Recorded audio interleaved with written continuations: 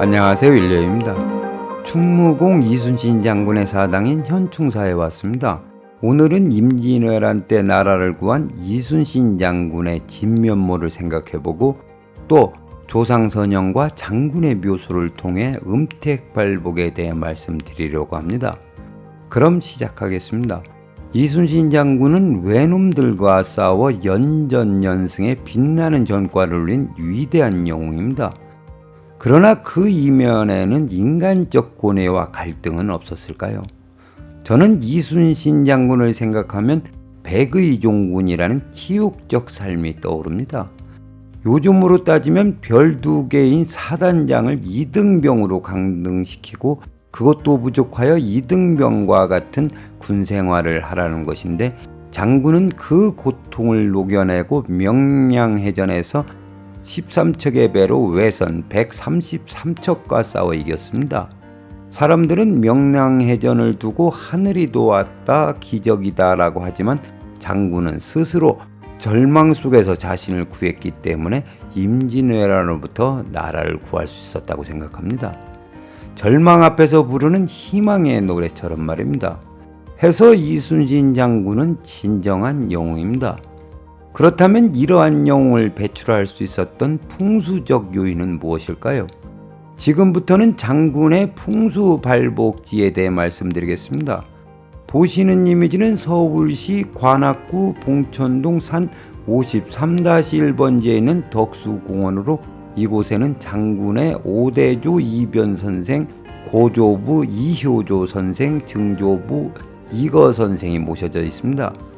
먼저 보시는 이미지가 장군의 오대조인 이변 선생이며, 선생은 세종 때 명신으로 예조판서 대제학 명중추 부사를 역임하였습니다. 보시는 이미지가 고조부 이효주 선생의 묘소이며, 선생은 통례원 정사품을 지냈습니다. 다음은 증조부 이거 선생의 묘소로, 선생은 홍문관 박사로 경전을 강의했던 강관이었습니다. 지금부터는 이곳 덕수이시의 문중선영을 풍수적 관점에서 말씀드리겠습니다. 이변 선생 묘소 근처로 생기 한 가닥이 내려왔지만 아쉽게도 이변 선생, 이효조 선생, 이거 선생 모두 실혈을 하였습니다. 혹자는 관악산의 기암이 보이기 때문에 장군이 무관으로서 발복했다고 하지만 이곳에 모셔진 묘소와 이순신 장군의 발복과는 전혀 관계가 없습니다.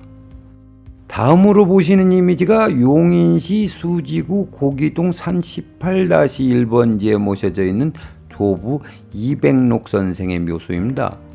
조부인 이백록 선생은 음보로 종팔품 봉사를 지냈습니다.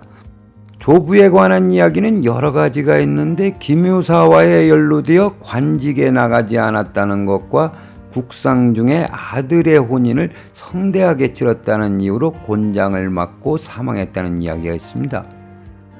진위와 떳은 이 일로 장군의 무친인 이정 선생은 벼슬길에 나가지 못했습니다. 그래서 이순신 장군이 늦은 나이에 문과가 아닌 무과시험에 응시할 수밖에 없었다고 보입니다. 그리고 비문을 보면 선생에게는 2분의 부인이 있었는데, 첫 부인이 초계변씨로 장군의 부친인 이정 선생 하나만을 낳고 일찍 세상을 등져 농소동에 오셨습니다. 둘째 부인 재령이 씨는 이현, 이귀를 낳았는데 이 두 아들에게서는 자손이 없다고 합니다. 이백록 선생과 둘째 부인 재령이 씨가 돌아가시자 묘소를 쌍군으로 조성하였는데, 묘소 뒤에서 바라봤을 때 우측이 이백록 선생이고 좌측이 재령이 씨 묘소입니다. 그리고 1975년 문중에서 첫 부인 초계변 씨를 농소동에서 모셔와 이백록 선생과 합장하였다고 하며, 비문에 부좌라고 표기된 걸로 보아 이 또한 묘소 뒤에서 봤을 때 선생 좌측에 초계변 씨를 모셨다는 것을 알 수 있습니다. 다음으로 이 자리를 풍수적 관점에서 보면 이백록 선생과 재령이 씨를 명당 자리에 적확하게 모셨습니다. 지도를 보시면 좌에서 우로 달려오던 생기가 표시한 지점에서 분기하고, 이때 한 가닥이 선생이 모셔진 묘자리 방향으로 내려왔습니다. 그런데 이 자리는 특별한 데가 있습니다. 생기가 봉분 가까운 곳까지 진행하여 표시한 곳에서 두 갈래로 분기를 하였고, 조금 진행하여 이백록 선생과 재령이 씨 묘소에서 진열을 생성하였습니다. 두 묘소가 응하는 안사는 서로 다르며 이백록 선생의 묘소는 자기 안의 형태를 띠고 있습니다. 주변 사격은 단아한 듯하지만 힘이 있고 웅장합니다. 그리고 크지 않은 당판에서 두 개의 진열을 생성한 것은 내룡의 폭은 넓은 반면 전순이 짧고 급하게 떨어졌기 때문이라고 생각합니다.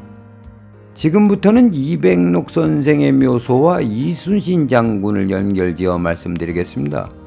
둘째 부인인 재령이 씨를 명당에 모셨다고 할지라도 친할머니가 아니기 때문에 장군의 음택발복과는 관계가 없습니다. 그리고 이백록 선생의 생물연대가 불분명하여 선생을 이 자리에 모시고 이순신 장군이 태어났는지는 알 수 없으며, 친할머니인 초계변 씨 또한 이장하였기 때문에 원래 모셨던 농소동 묘소가 길지인지 흉지인지 알 수가 없습니다. 그럼에도 이순신 장군의 음택발복지를 꼽으라면 이곳이 바로 이순신 장군의 음택발복지라고 판단됩니다. 그 이유는 5대조부터 조부까지 답사한 결과 조부만 명당에 모셔졌기 때문입니다. 해서 저는 이백록 선생의 묘소가 임진왜란으로부터 나라를 구한 명당이라고 감히 말씀드립니다. 다음으로 보시는 이미지가 이순신 장군 묘소 옆에 있는 부친 이정 선생과 모친 초계변 씨 묘소입니다. 어머니 초계변 씨는 장군이 고문을 받고 옥살이를 할 때 아들을 만나기 위해 여수에서 한양으로 오는 백길에서 세상을 등졌습니다. 안타까운 사연만큼이나 풍수적 관점에서도 아쉬운 자리입니다. 다음으로 보시는 이미지가 충무공 이순신 장군의 묘역입니다. 지도를 보시면 이 국세는 인기좌선으로 둔덕산 방향에서 생기가 내려와 표시한 곳에서 분기하여 한 가닥은 국사봉을 향하고 다른 한 가닥이 어라산으로 내려와 장군 묘역에서 진열을 생성하였습니다. 그리고 진열에 적확하게 점열이 이루어졌습니다. 그런데 이번 영상을 준비하면서 한 가지를 알았습니다. 그것은 장군의 가문은 전통적으로 문반의 가문이었는데 이순신 장군을 기점으로 문과급제는 1명뿐인데 반해 묵과에서 267명이나 급제하여 조선 후기에 무반 가문으로 이름을 올리게 되었다는 사실입니다. 이렇게 바뀔 수 있는 것은 장군의 후광을 비롯해 여러 가지 원인을 들 수 있습니다. 그러나 풍수적 관점에서 보면 생기가 우에서 좌로 달려오고 인기 또한 좌선이기 때문이라는 생각이 듭니다. 그럼 오늘의 이야기를 정리하겠습니다. 몇 년 전 명량이라는 영화를 보면서 가슴 뭉클했던 기억이 있습니다. 그때부터 장군의 집안 선영을 답사하려고 했으나 마음뿐 차일피일 미루다가 이제야 답사를 마쳤습니다. 이번 영상을 준비하면서 가장 기분이 좋았던 것은 이순신 장군이 명당에 영면하고 있다는 점이고, 자료를 수집하면서 느낀 점은 이순신 장군이 전승무패라는 신화를 창조한 것은 오로지 장군 한 사람만의 능력이 아니었다는 점입니다. 장군에게는 죽기를 각오하고 함께 싸웠던 장수와 수많은 군졸이 있었습니다. 저는 이 대목에서 장군의 지도자로서의 탁월한 리더십이 있었기 때문에 가능했다고 생각합니다.